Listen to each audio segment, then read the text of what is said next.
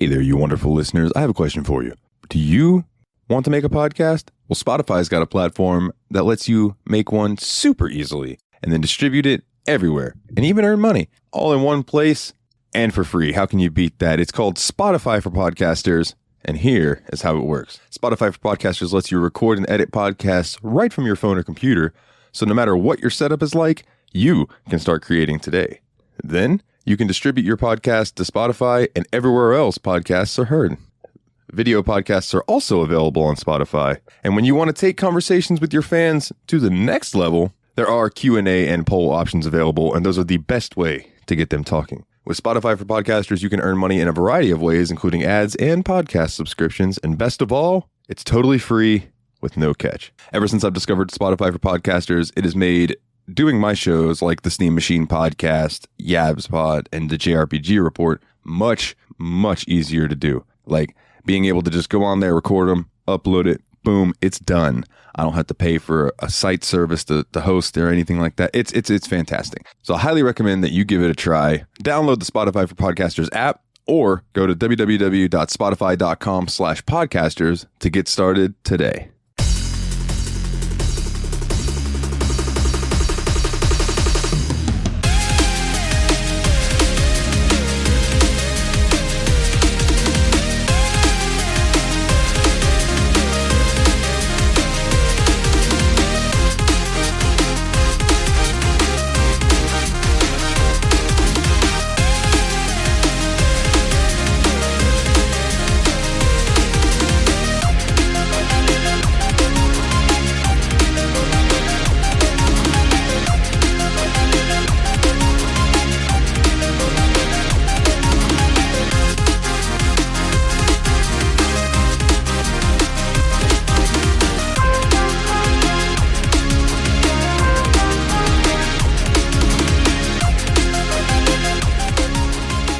Hey everybody, and welcome back to another episode of the Steam Machine Podcast. My name is Dalton, and joining me, as always, are my good buddies.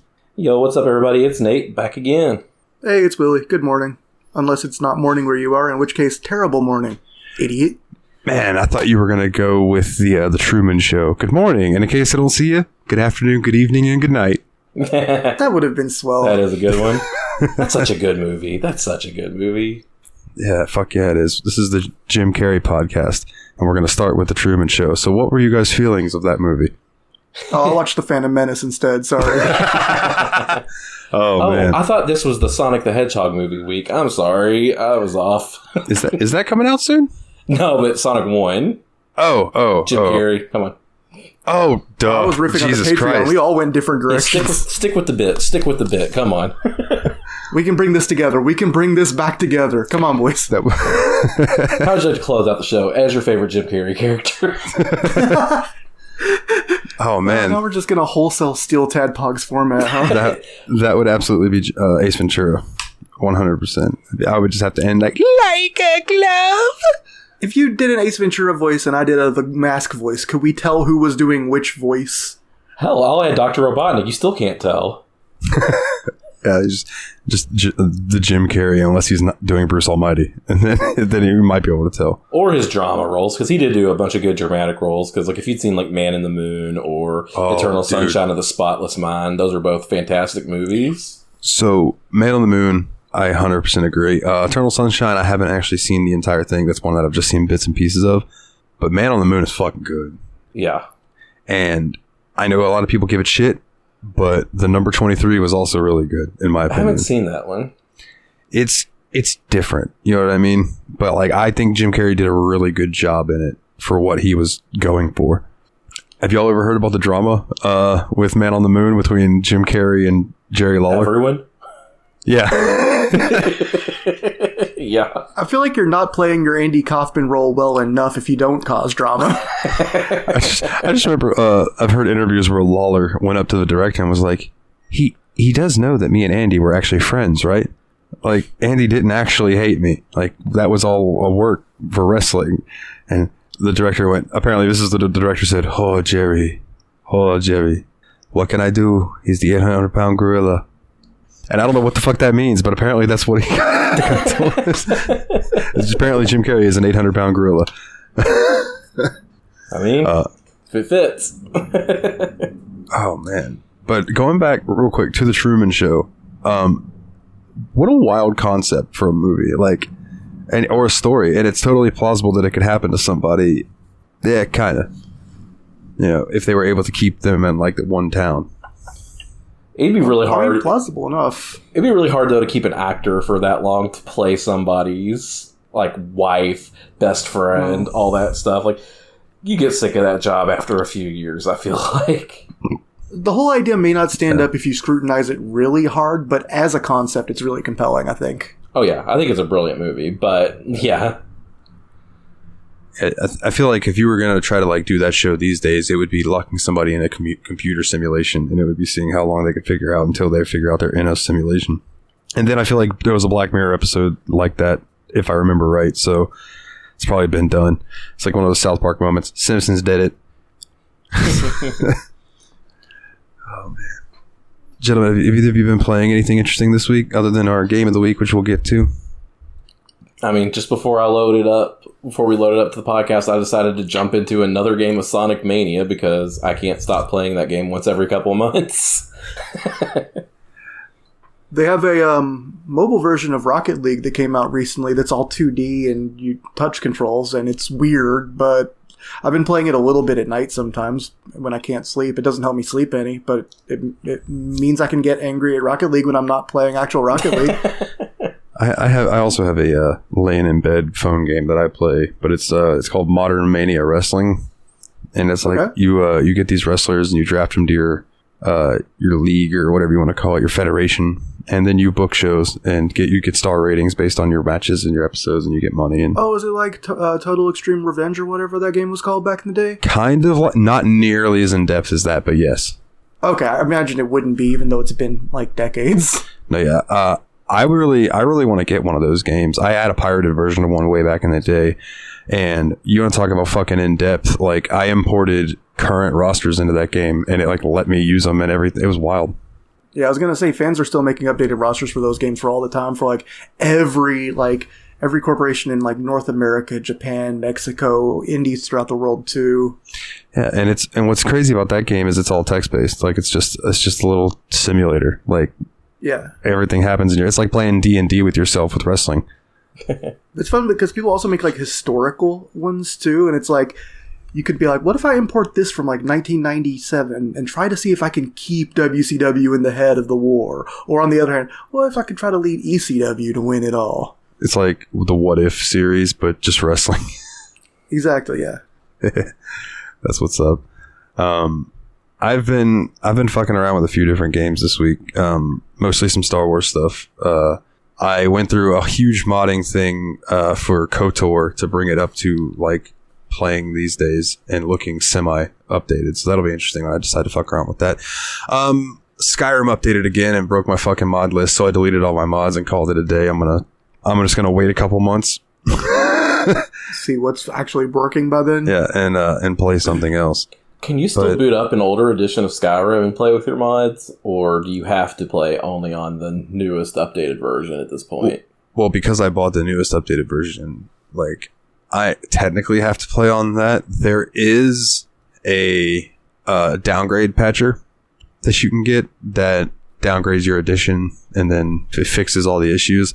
But, like, I'm just going to play Fallout 4 for a few months there you go. instead. Reasonable.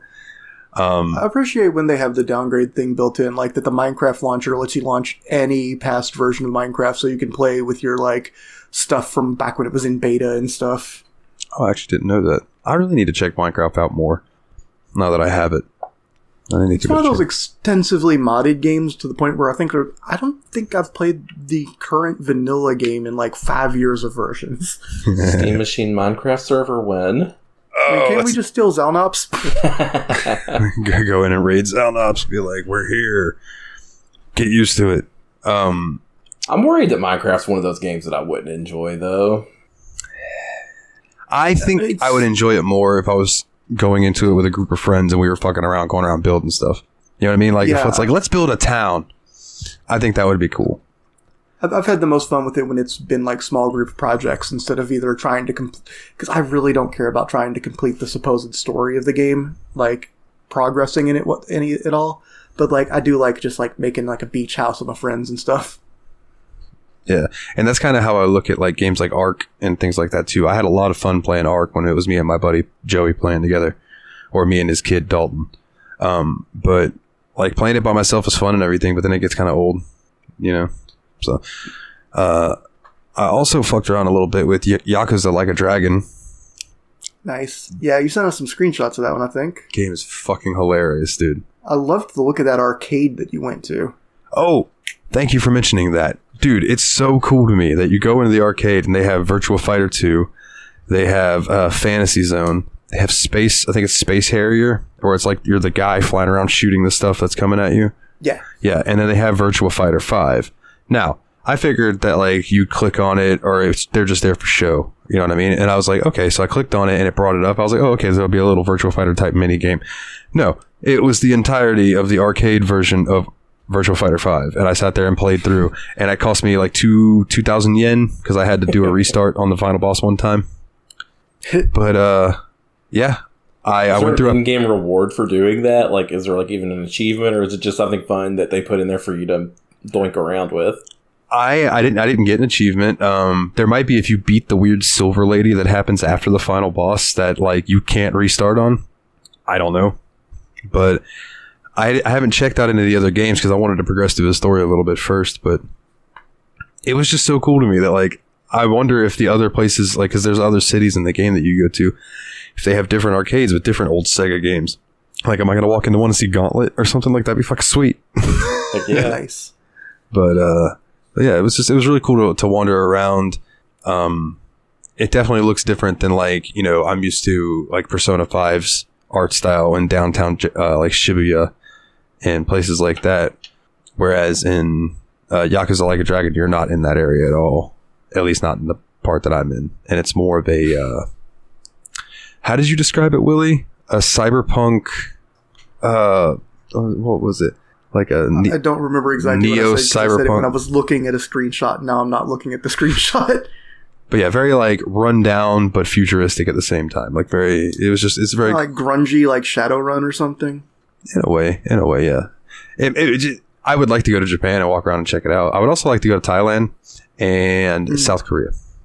I think all three of those places would be cool. Just to try the food. Oh yeah. you should probably check out North Korea while you're over there. Yeah, I think I'd fit right in. Hey, I'm a fat Westerner. I know you hate me, but hi. Yeah, no, that would go over like a fart in church. They might just make you their mascot, though.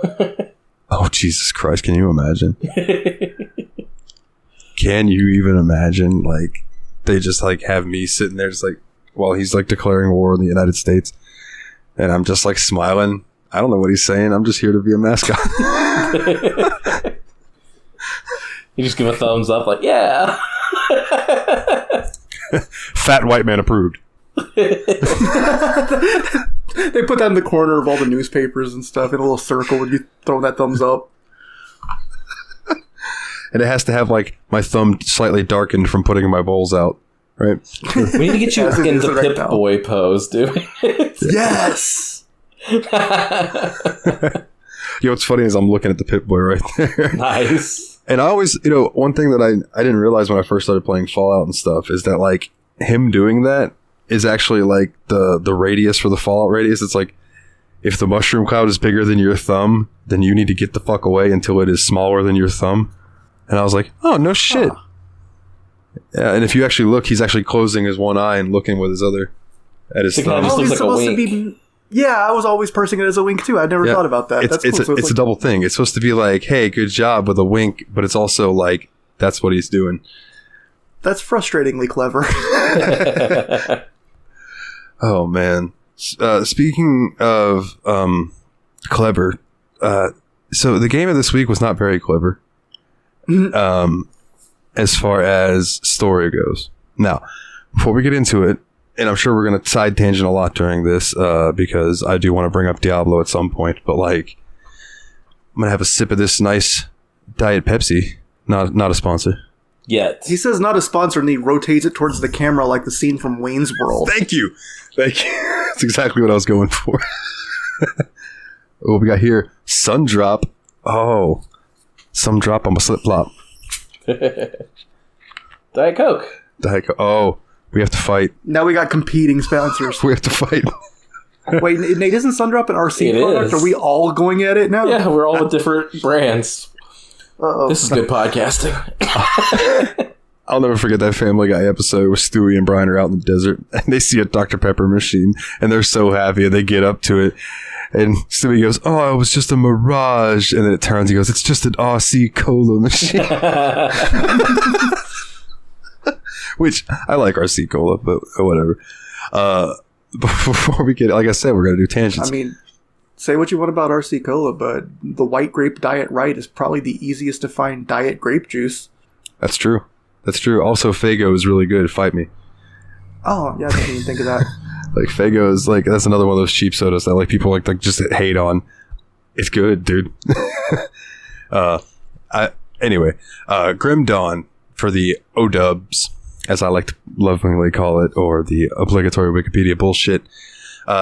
Grim Dawn is an action role-playing game, otherwise known as an ARPG, developed and published by Crate Entertainment for Microsoft Windows in February of 2016, with a planned release for the Xbox One in December 2021. Now, I don't think this Wikipedia has been updated for a bit, because the Xbox One is no longer the current Xbox by like a generation and a half. Yeah. Right? This game was developed using the Titan Quest engine and is set in a thematically dark fictional world loosely based on the Victorian era.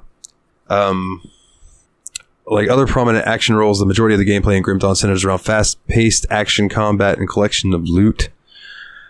Here's the thing that I thought was interesting. The game's crafting system, which I only discovered how to do the last time that I played by myself. I found the dude. I was like, "Oh, this is how you craft." Okay.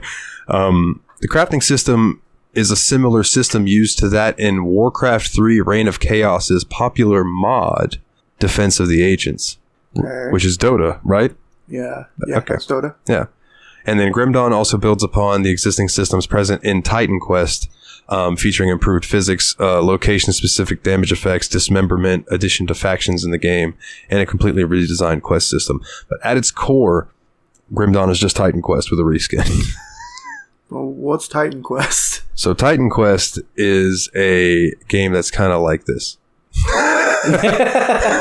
Hold on, let me hover over. Sorry, I didn't mean for that to come off the way it did. You ask a stupid question. That's on me. Our resident dick-headed host, Dalton. That's because my mind blanked and I was trying to find the button to hyperlink. I'm like, where'd it go? Titan Quest is an action role-playing hack and slash video game. It's basically the same as Grim Dawn, but it's, instead of being like the Victorian like dark fantasy, it's more mythological. Like you play as like the picture I'm looking at, you almost look like a gladiator and it's fighting a hydra. So it's more like Hercules-esque style Oh, that's cool. stuff, which I'm all about. I would totally be down to play some of that sometime.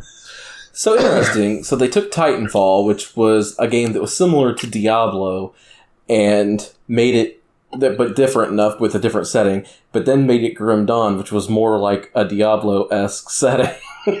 Yes, well, hold on. It was Titan Quest. Titanfall, Oh, sorry, Titan Quest, my bad. I think is a shooter, Yeah. which a shooter based in mythological times would be cool too. Just saying, like Wrecker. I guess Wrecker would be that, but yeah, it looks pretty interesting. But yeah, all these games stem off of like Diablo, which stems off of Baldur's Gate. You know, it's amazing how it's kind of like the evolution of how these games kind of formed from back in the day, which I think Baldur's Gate came from Ultima That all tracks, yeah. I mean, and stuff like that. it's kind of, yeah. So here's the plot.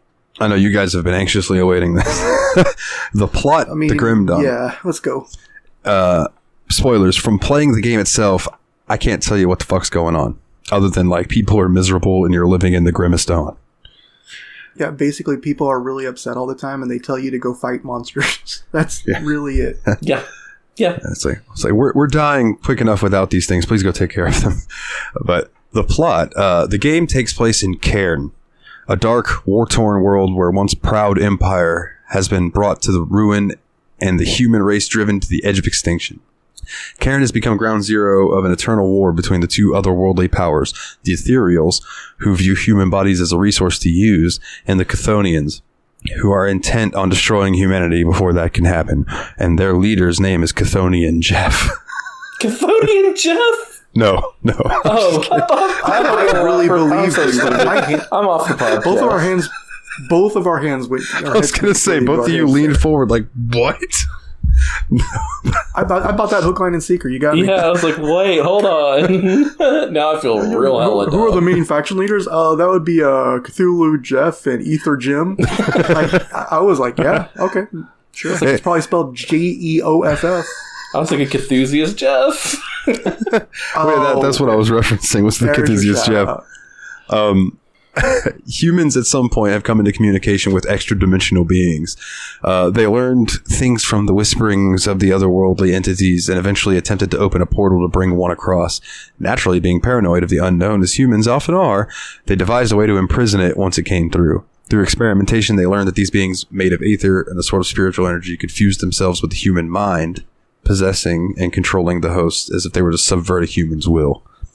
Yada, yada, yada. Everyone's fucking upset because these two things are warring and they're trying to destroy the world, and everyone's left to kind of just survive. But a few survivors are kind of the third place in this war between things that want to possess us and things that just want to eat us. Yeah, pretty much. Okay. And it says a few survivors have begun to exhibit strange new abilities after surviving possession or exposure to the warp, which is where your players come in, because you guys have the abilities that are given to you during class picking after you level up for the first time. I see. Other than that shit, dude, this game was announced in 2009. No, I'm sorry. They announced that they had licensed the Titan Quest engine in 2009. And this game development was announced in 2010. And then it came out in 2016. Wow. So they spent a long time polishing and writing it, huh? It spent 3 years in early access on Steam on their program. How big is this development studio? You said they were called Crate? Yeah, Crate Entertainment. Looking at they have put out Grim Dawn. It's their only game. Wow. Yeah. I'll look up some more information about it while you continue with the plot summary. Oh, that was pretty much the plot summary. Interesting. It's their only game, and this is the game, and they did it based on the Titan Quest engine entirely. Which makes me think that they were probably big fans of Titan Quest and wondered, like, what else could you do in this engine? I don't know why my mind blanked on that word. So this, It looks like it's a pretty small group. It's a group of about 13 veteran developers. huh? So essentially, we have a ROM hack of Titan Quest. In a way, yeah. And speaking of ROM hacks, I haven't checked it out, but there is a mod for Grim Dawn that puts the entirety of Diablo 2 into Grim Dawn. Yo, dog, we heard you liked Diablo and your Diablo. Which I think that's cool though, because they apparently like the modders went in and recreated the pre-rendered 2D landscapes and stuff of Diablo 2 and made them into the 3D. Gotcha. That's pretty fucking cool. Yeah. Yeah, one thing that was cool about this game's graphic style is when you look into it, it looks basically like that kind of overhead 2D perspective from Diablo, but you can fully rotate it and everything's actually this nice looking 3D art. Yeah, that's one of the big things with this game that I realized is that you can rotate your camera, which comes into fucking handy when looking for like little things on the ground. And before I forget, little things on the ground, we'll get to like how like loot and stuff in just a second. But do you remember when you guys were like, why are there little glittery things on the ground, but I can't pick them up? Yeah. So that's because we were using the loot filter. That was filtered loot. That was just laying there. But it's like, so it's letting us know that there's loot there, but we didn't pick it up because we had it filtered, so we couldn't even pick it up. That makes sense. No. Oh, go ahead. I was like, that's smart, but I almost kind of wish there was an ability to like, what if you could convert filtered loot into salvage stuff at a small fraction of its original price? That would be neat, wouldn't it? I think you can. I could be wrong. I could be confusing it with the phone game that I play. I was going to say, I think I've seen that as a mechanic in some idle games and stuff. Like, I think there's something kind of similar to that in NGU. Like you can auto filter or stuff to merge together. Yeah, auto merge. I think at the blacksmith you might be able to break things down for components, but I didn't. I could be wrong on that though. But that's a good segue into like just this game's gameplay loop is load in, get some quests, run in a direction, hope you stumble upon the quests, and if not, just kill a whole bunch of fucking shit on the way and loot them. Kill, death fucking blooms. Let's do this shit. I mean, yeah, it's just running around and clicking your mouse and tapping an occasional number key if you want to cast a spell. Yeah. You want to talk about character builds? You want to talk about loot? What do you want to talk about? One of the things I thought was pretty neat in this game is you actually dual class by default in this game. When you first start it up, you pick one of the 10 character classes, but when you hit level 10 or so, you just get a second character class, and each pairing of the 100 possible dual classes has its own name and stuff. Yeah. Which yours was... I was an infiltrator, which was part Nightblade, part Inquisitor. Nightblade is kind of like a stealthy get in quick and do a lot of damage type, and Inquisitor's more of a support caster. And Nate, yours was Shaman. I've already, cause I didn't spec into the second class hardly at all because I was having too much fun with all the shaman stuff. But it was Shaman and Pyrotechnic, and I was an elemental, I think is what it was called. Okay. And then mine was Death Knight. It was the soldier necromancer. Yeah. But then my solo one from seeing the shaman and who we deemed Daniel. I don't know why, but I heard you call him Daniel, so I'm like, all right, that's his name.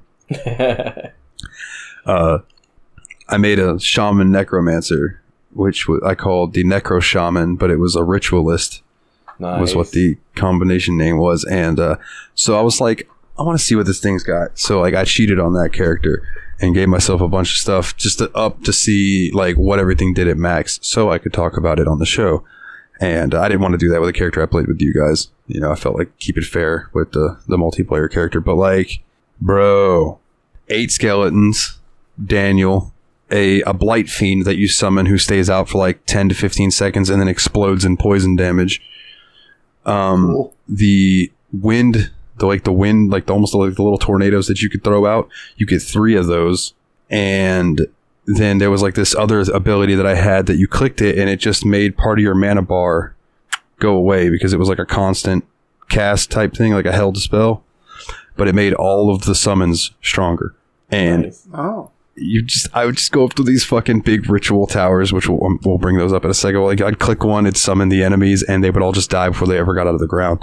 So it was I would click it, and loot would just start getting thrown at me. And I was like, oh goddamn, this is just pay to win. I much more enjoyed it playing it with you guys, though. I feel like this is a very multiplayer heavy experience. Yeah, I 100% agree with that statement. I think the multiplayer is really what pulled it all together for me. I think single player, I would have gotten bored within 10 minutes and just said, this isn't for me. But when you're out there with a group of friends and you can just kind of bounce off of each other with what you want to do and have 3 entirely different character classes all kind of working in synergy together, it just makes a much more fun experience than just trying to go out there and just bash stuff on your own. Yeah, because it was I know it was nice with us three playing. It was you had your Daniel. I don't even remember what that Briarthorn. Yeah, I think it was called a Briarthorn. Him, and then we had my few skeletons, and then you had Willie with providing the fire from the background for a while because he was using dual pistols. So we had the bullets, so he would start hitting them before we got there, and then we go in swinging, and then playing with Dave as well. I think he was using guns, and then. No, I'm sorry. He was the necromancer, and he had guns. Right. And then I think mine was. That was when I did the Oathbreaker soldier thing, or I don't even fucking remember, to be honest. But in any case, no matter what character build that you make, there is a way to make yourself feel like a badass. You know what I mean? I never felt weak with a build that I had made because you can really go in and just start wreaking some fucking havoc. Yeah, and I think that's the thing too, and I don't know if it was difficulty setting or what. but it never felt like it was ridiculously hard to do anything in the game. It was just a matter of just being sure you didn't get entrapped and get killed. But other than that, it was really easy just to stay alive and do damage. Yeah, I want to say some of the more major bosses definitely could put down some DPS on you, but for the most part, during especially normal encounters, it did seem really easy to kind of keep yourself healed up. And plus, you have the mana potion and healing potion button, and I'm over there throwing out like a second wind spill that gave everyone back like 25% hit point too. So, yeah, that helped a lot. And like a bunch of small buffs. I do remember when we ran in that one cave, and Nate was a little bit ahead, and he's like, "Oh, fight the boss." Oh shit! I'm dead. Oh, I'm dead. Yeah, I'm dead. And it was because fucking poison damage. There are some poison damage things in this game that do not fuck around. And in that particular place that we had went in, Nate, I think you were standing in poisonous water, and you had probably killed one of the bugs that put off a poisonous cloud when it dies. And then the boss was hitting you with poison attacks, bro. You stood no fucking chance. Poison damage is not the main threat in the game. Yeah. I got a little further, in the single player than we did playing, and there's another area where it's not poison damage, but like, so there are these things around the map that are aether crystals. Yeah. And they kind of like spawn the zombies or skeletons, whatever you want to do. Like they'll spawn in enemies and you got to destroy them and take the aether crystal. And sometimes you'll use that to cleanse a shrine. Sometimes people need them for a quest. But there's this area that's this one long pathway that you have to run through. It's like aether crystals, but then the ground is like this greenish glowing blue. Well, that sounds ominous. And let me just tell you, I started running across it, and all of a sudden I died, and I was like, what the fuck? So I went back to go get my stuff, thinking that there was an enemy there that I missed that really just critted the shit out of me or something. And I started running through there and started noticing my health tick down. And I'm like, oh, okay, so this is damaging ground. So I had to heal up. I had to hit a potion to be able to make it to where I died to get my stuff and then run up this little hill to get me away from it. But I would say that a lot of the dying that I did was due to environmental hazards, not enemy hazards for sure. Yeah. That makes perfect sense to me. Now, do either of you have experience with any of the Diablo games? It's been such a long time since I've played any. Like, I remember I bought the PS1 Diablo and played that for a while, but other than that, like, it hasn't really been a big part of my gaming experience. Okay. Well, so I played a lot of Diablo 3 for a while, and I played a lot of Diablo 2 back in the day at my buddy Emmett's house that I had mentioned on the, I believe on the Patreon. It might have been on this show earlier. I don't even remember. My brain is a fog right now, but like, and this really scratched that Diablo itch hardcore, like hardcore. Not enough to make me want to go back and play Diablo 3, which tells me that this did a good job at scratching that itch. Because sometimes you'll play games like I know Grim played some Grim Dawn, and it just made him go play Diablo 3. Like he said, he kind of bounced off of it. He didn't like the skill trees and stuff, which to each their own, But I personally, I felt like, even though I didn't have a lot of, we came up to the skill trees, I didn't feel like I was going to make a very smart decision, but I still felt like I was making my own decision. You know what I mean? Yeah. Like, I felt like there was enough options there that even though I didn't really know what all the buzzwords sometimes meant on the mouse over text, I'm like, I'll give this a try. And if I like it, I can put more levels into it later, because a lot of these things are like, you put like 12 levels into it before you fully used it up. So it's like, I mean, it's not like you're committing everything all at once, like a lot of game skill trees feel like. And there's a lady back in the main town who will reset your skills. Nice. You can't change your classes. Like once you pick those are locked in, but you can reset your skills for scrap. Not scrap. 10, was it 10? Iron. The iron, yeah, iron bits, the little currency. Yeah. Which I won't say the currency was hard to come by, but like I didn't feel at any time like loaded. I never felt the time where I felt like I needed to spend it with the other. Literally where I was going to say, yes.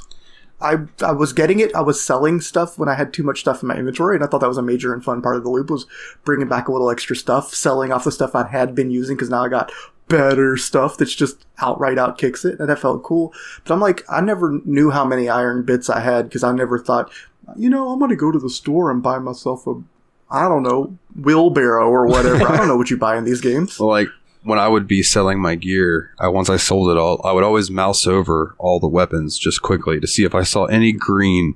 And if I saw green, I would stop and be like, all right, how much more damage is that then? And if it was like plus 50 or more, I would just buy it and then swap my weapon out, you know? Gotcha. The items are color coded by rarity. There were a bunch of rarity levels. We were up to like the 3rd and 4th level out of like 10, I think. Oh shit, yeah, I wasn't even thinking about that. No, I didn't mean the rarity level green. I just meant like a lot of times like the color of the DPS symbol itself? The DPS number will be red if it's doing less DPS than what you already have equipped. So I would just kind of look for green on that. But yeah, I didn't even think that there's a rarity called green, which is magic items, I believe.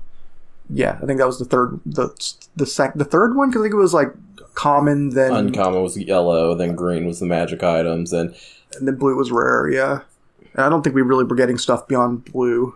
Oh yeah, and I think even like yellow was considered rare and blue was like super rare, which makes me wonder if purple was ultra rare and then legendary at like World of Warcraft. Probably something like that.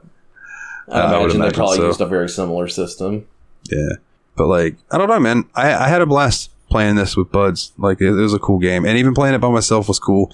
You know, like I said, it scratched that Diablo 3 itch. But I kind of wish the story was more engaging.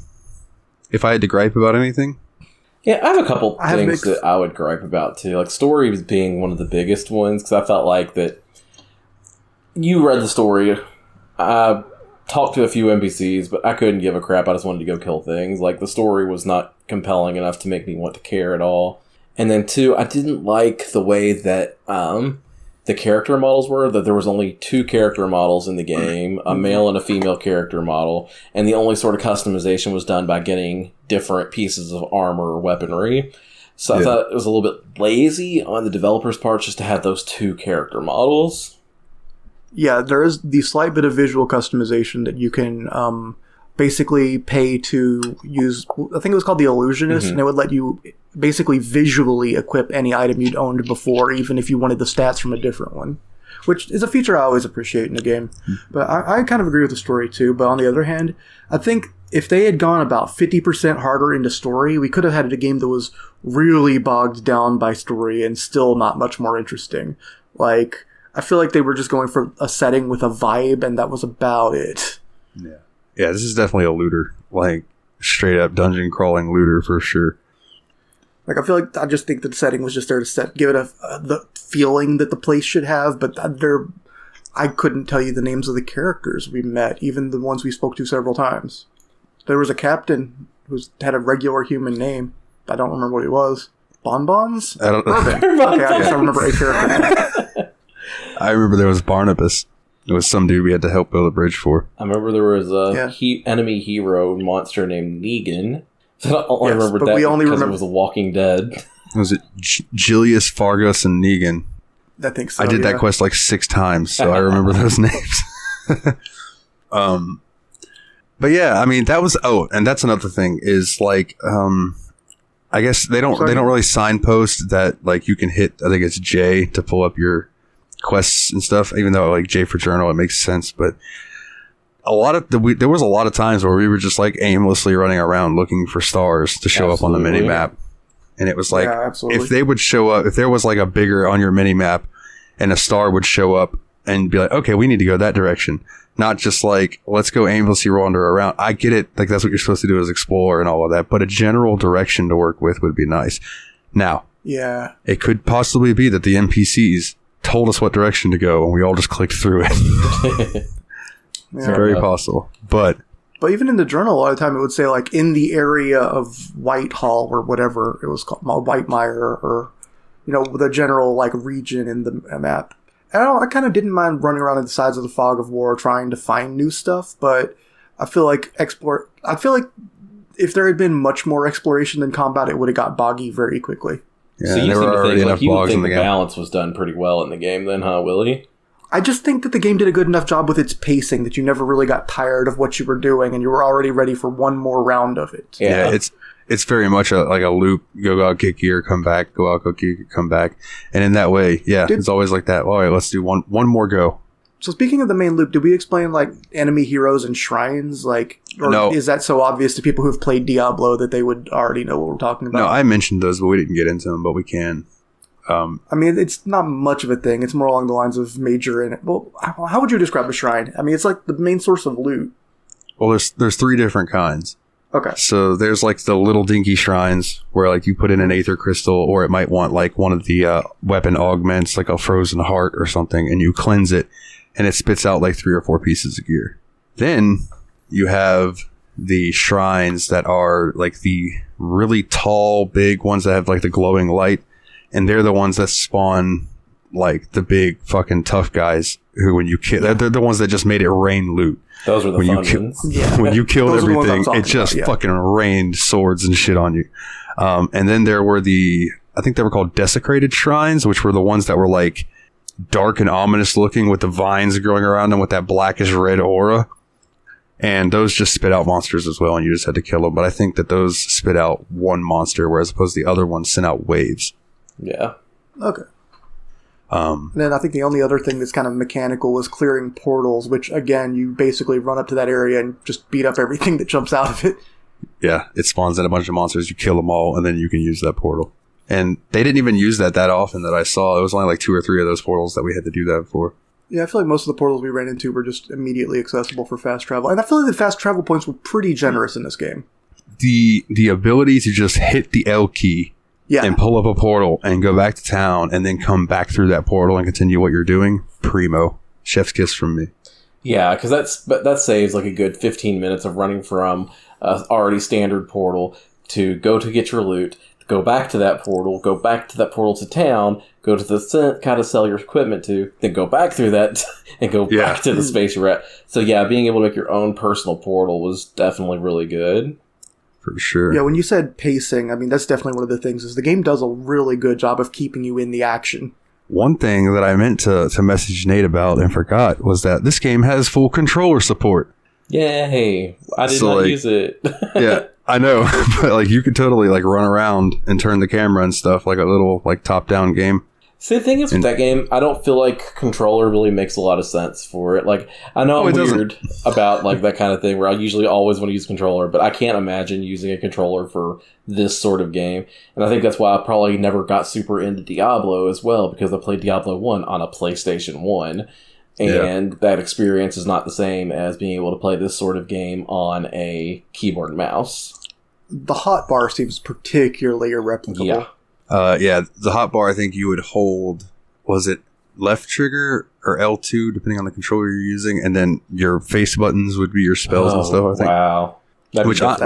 I'm used to that from MMOs on a controller, but like, yeah, I can see how if you weren't used to that would be kind of weird to get used to doing.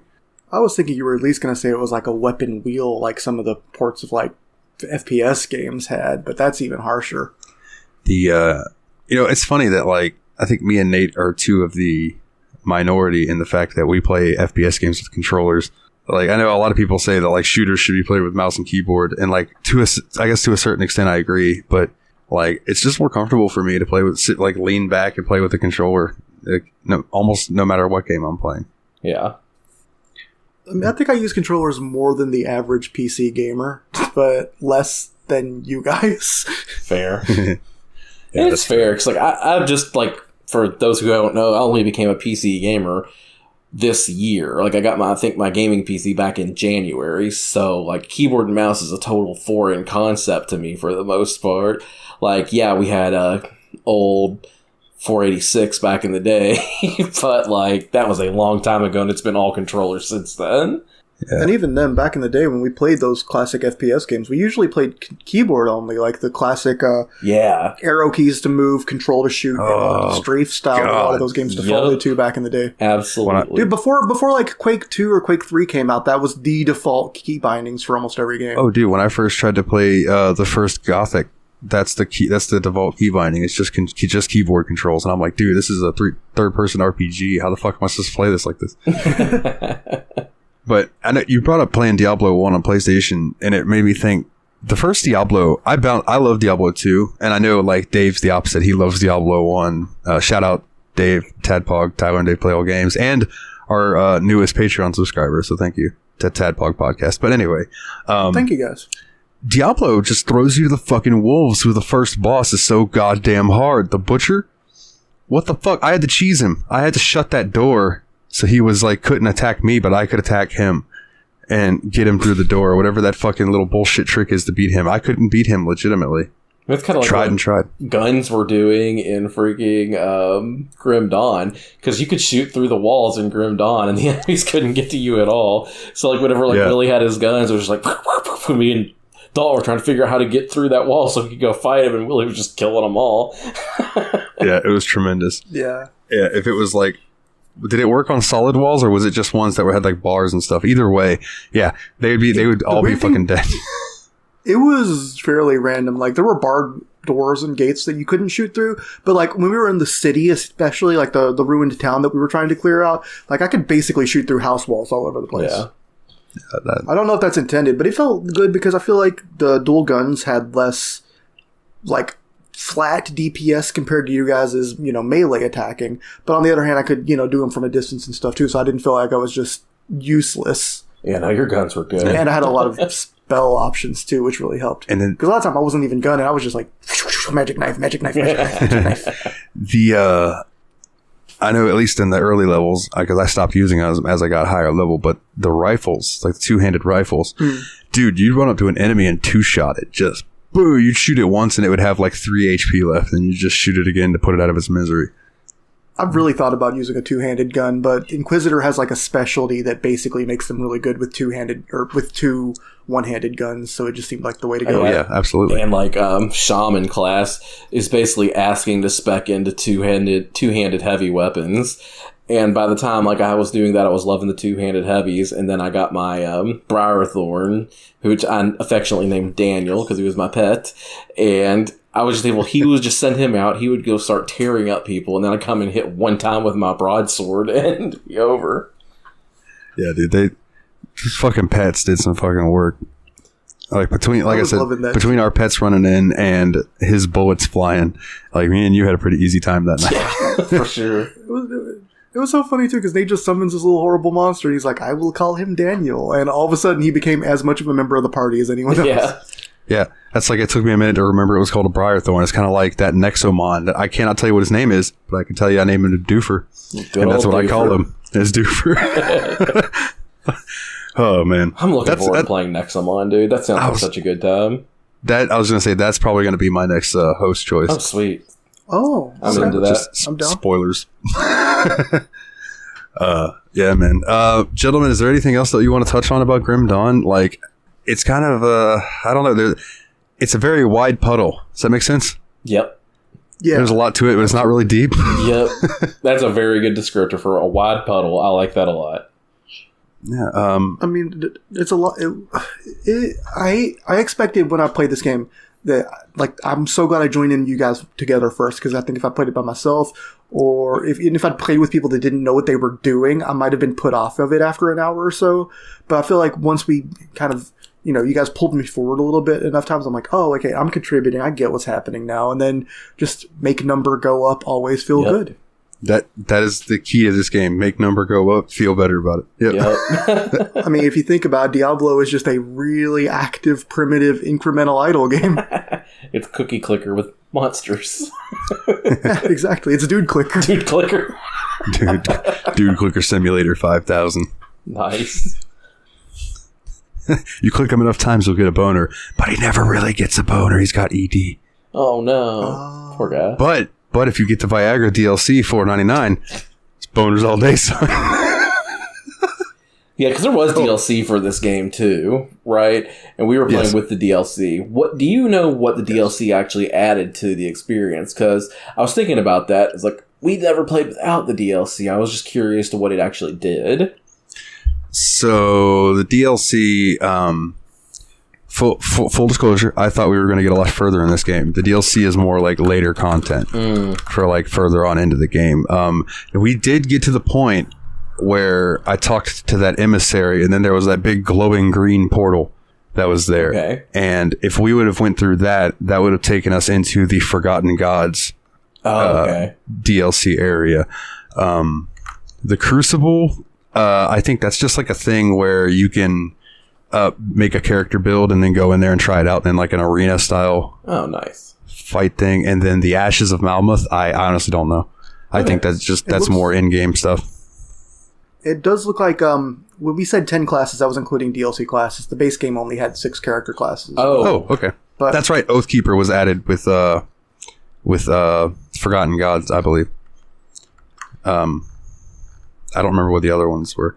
There's a mod though. Real quick, while you're looking up, because I think you're looking it up. There's a mod. I'm trying to, but I'm not doing great.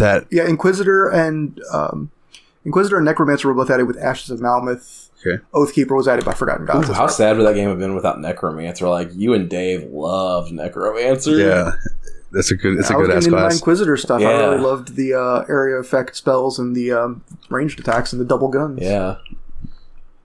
But there's a mod that adds in, I think, like 53 other classes from different games like this. Oh my god.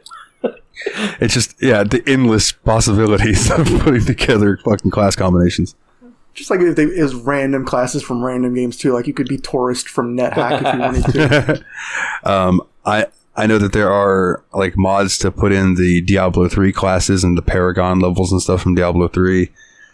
There's mods to put in the classes from Path of Exile, and then this one I'm talking about, I think, just encompasses all of these into one. It just adds the classes from all of these fucking games. That's wild. It's called Path of Everything. I want to install it just to see. You know what I mean? Go in there when I level up and I've got like 60 classes to choose from. Just be like, holy shit. That's one of those situations you get in where you have like the paralysis of choice because you have way too many options in front of you. You can't make one. Where you'd have just been happier if they give you 4 options. The Netflix parable. I'd be afraid of paralysis of computer. You get to that menu and it's like, sorry, you need 16 gigabytes before you can even see the screen. Oh man. But yeah, so I don't know. There's still a bunch to the game that I haven't seen that I'd like to see one day. Maybe we'll fuck around with this in some off time, or maybe I will at least. I don't know if you guys will or not. It's up to you. But and the mods, like I said, I'm gonna check them out. But if I had to give this a rating, I think I would give it a 7.5. No, just a 7.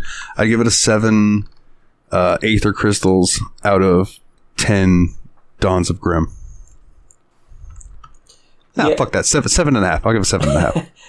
I'm sitting there pretty similar to you because I think it was best described when you said it was a very shallow puddle, a wide shallow puddle, because like there's a ton to do. It'll keep you busy, but the depth is severely lacking. It looked cool. It was fun to play, but it definitely could have been improved on in several areas. It's a good way to waste some time, but it's not something that I'm going to ever be super passionate about and telling everybody they need to go buy Grim Dawn and play this now. So I sit it at a 7. I think you guys have basically pretty much said exactly what I do. I feel like there's some enthusiasm gap. Like usually one of us doesn't like the game as much as the others. Usually Dalton, if we don't agree on a game, Dalton likes it. Nate's kind of cool on it, and I'm in between. I think we're just pretty much all in the same place. I'm going to give this 7 Phantasmal Blades out of 10 dual guns. Heck yeah. Yeah. And I do want to say that the base game for Grim Dawn, when not on sale on Steam, I'm looking at it right now, is $24.99. When it's on sale, it usually goes on sale for about $6. So on sale. I'd say catch it on sale. I will say that the recent reviews are at overwhelmingly positive, and all reviews, it is very positive overall. So people generally dig the game. Yeah, and I think that's also part of the Steam review system, because I would give this game a thumbs up on Steam, which would give it a positive, which would add to the overwhelmingly positive response. I find it hard to find that there's going to be a lot of people that would want to go in and write a severely negative review of this game. Yeah, I can feel that. I think the only way... I mean, you said Grim didn't really enjoy it because he just would rather be playing the game that inspired it. But for the most part, I can't imagine getting into this game knowing what it was in advance and not getting what I expected to out of it, you know? Mm-hmm. Yeah. Hard to be to write thumbs down review for it. Yeah, for sure. Well then, gentlemen, let's get to some some housekeeping. See, I said it right this time. No, say house cleaning. I'm sorry. I didn't mean it. It's time to get some house cats in here. All right, time for the house kitty. I think we're gonna do Graveyard Keeper next week. Okay. So, and the current polls that are up, if you want to come vote on the polls, it is bit.ly/TSMP Discord, all capital letters. The next poll, we got Fall of Light, Wolfenstein New Order, Shadowrun Returns, Borderlands, and Darksiders. And overwhelmingly, Borderlands is winning right now. Shocker. Okay. Which I almost wondered if Steamy was listening to our last episode, because when I was telling you guys about Grim Dawn and stuff, I said it'd be cool to play Borderlands at some point because it's like Grim Dawn. It's a looter shooter, but it's first person. And then it come up on the fucking next time I made a list. I feel like Steamy's always listening, man. Steamy is just always listening. Yeah, and He sees when you are speaking. the thing is like, I would admit if I was like, no, I cheesed this poll and put 5 games that I just want to see what happens. You know, I've done that before. But no, this one was straight up legit. The only one that's even close to having the same number of votes as Borderlands is Shadowrun, and it's not very close. Oh, the short game poll is super not close either. Oh, no, you're right. The next short game poll, which the winner was Midnight Mysteries 4 Haunted Houdini, so that'll come up next time we're playing a long game. But for the poll after that, yeah, dog, with an overwhelming number of votes is Cluster Truck. Like, I'm not even going to read out the other ones. It doesn't fucking matter. Like, I think everyone in the Discord at this point has voted, and overwhelmingly Cluster Truck has won that one. So once we do Houdini, that'll be the next one. And I think, like, I've looked up videos of Cluster Truck, and I think it's like a platformer where you're running on the back of these trucks that are going wild, and you have to just like stay running. I don't know. It's going to be interesting. It's a weird one, but it looks like it'd be a fun time for a few minutes. Yeah, it might be one of those games that we can all play for like an hour and be like, all right, yeah, we can play whatever we want for the rest of the week. We'll talk about this next week. Oh, man. But yeah, so, like I said, if you guys want to join the Discord, bit.ly/TSMP Discord, Patreon, we love our patrons, every single one of you, with a special shout out to Nate Sir Cogsworth, the 7th of Juniper, Jeff, the original expendable, old Jeffy Loop himself, and Ariser Adam. Shout out to his podcast Revival and Extinction. And thank you very much for all that. We appreciate the generosity and you listen to us. Yeah, for sure. And to one Dave of Tadpog and to one Ariser Adam, both. Good luck on your new jobs, gentlemen. Yeah. I hope they go and work out well for you. Merch link, if you want to buy a cool ass shirt, you go to tsmpproductions.threadless.com and get a shirt of Rooney. I'm going to throw in a quick plug for James from the JRPG Report, because I'm wearing one of his fine nifty shirts that I got from Threadless over at the jrpgreport.threadless.com. Just felt like, he's a good dude. He always shouts us out and stuff, so I'd like to shout him out as well. Other than that, Nate, you want to go ahead and plug your Twitch stuff, my good buddy? Oh, yeah. You can find me on the 3 T's, Twitch, TikTok, Twitter, at Turtle Bear, man. God, that's a lot of T's. But yeah, catch me there playing retro games. Last week I started on Donkey Kong Country 2. Hopefully going to finish that up this Friday. And Sunday going to dive into Carnov for the NES. Oh, yeah. Hear me out. You should be the one that plugs the Threadless link, because you could be like, Twitch, TikTok, Turtle Bear Man. Threadless? And if you like T's, put a T on yourself. Oh. On Threadless. Oh, yeah. snap, son. We'll work it out in post. In post? In post? Willie, is there anything you'd like to plug this week, my good sir? Truncate silence, because I thought about that for about 12 seconds before not coming up with anything. Shout outs to Truncate Silence. Shout out to Truncate Silence. On that note, then, I mentioned this in the Patreon, and if you want to hear more about it, you should donate $1 you do, and you'll get the Patreon episodes early, and you get to hear our shenanigans at the beginning. But I am going to hash out doing a Star Wars show, because I've never delved into the the world of Star Wars. And, so I'm going to do that. I'll hash out the details. I'll bring it up again once I hash out the details. But keep an eye out for that. And I did something special and stupid this week to end the episode on. So I hope you all enjoy. I freestyled a rap. Oh, no. Off the top of my head about Grim Dawn. So if it's not like, your favorite rapper quality, I apologize, but I hope that you guys enjoy. And I believe that's it for this week's episode of the Steam Machine Podcast. Well, I'm expecting Dalton Shakur. That's all I'm saying. You're expecting what? Dalton Sorry, you cut Shakur. out. Oh, we'll see. All right. Anything else before I cut it off, gentlemen? All right. Well, then, as always, ladies and gentlemen, they are the Brothers of Destruction. Turtle Bear Man Nate, Ice Brand Studios Willie. I am Steam Machine Dalton, and as always, guys, I'm not putting my mouth on that.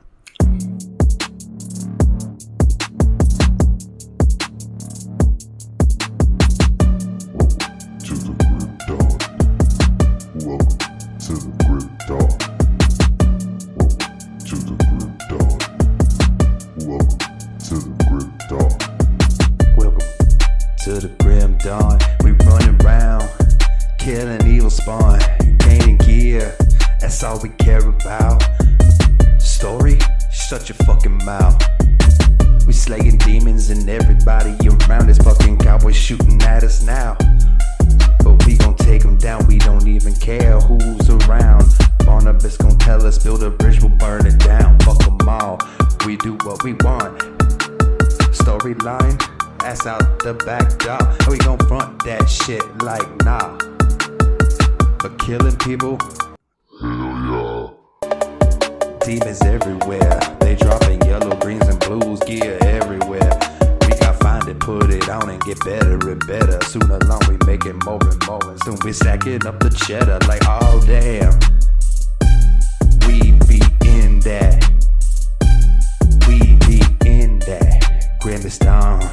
The grimmest dawn, the grimmest dawn, we be in that. The grimmest dawn, the grimmest dawn, the grimmest dawn, the grimmest dawn.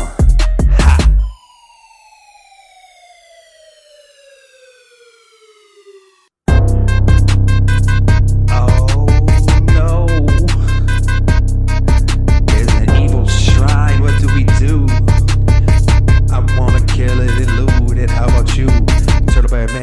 Shrine. Make sure Daniel's there on time. Ice Bear with the infiltrator sign. Blast them up, I'm gonna summon them skeletons and fuck above. And we gon' tear this shit down, get that gear now. Everybody around here gone fucked up now.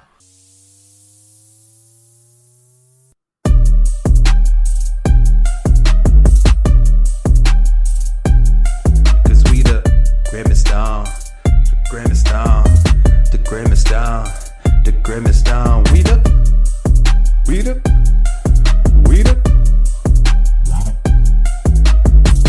grimmest dawn, the grimmest dawn, the grimmest dawn. Welcome to Grim Dawn. Yo, Ice Brand, Turtle Bear Man, and Steam Machine D, Cardugo Von, up out this bitch. Slay him up, shout out to Dave, shout out to Grim. We fucked him up in the grimmest dawn.